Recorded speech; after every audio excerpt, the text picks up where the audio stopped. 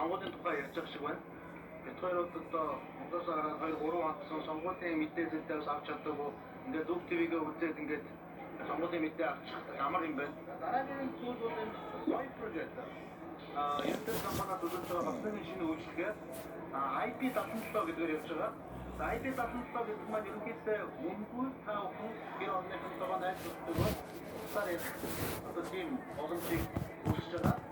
Та бүхэн Apple Store ч юм уу Play Store ороод Soy project энэ аппликейшнийг суулгахад ерөөсөө ингээд харуулсан. Тэгээд ийм гараад тэгээд яг Монгол руугаа одоо энгийн усрууд авч байгаа юм шиг шууд задгаад гэр бүлийнхэнтэйгээ найзлуулдаг үнгүй ийм бодлого сонсож байгаа байна.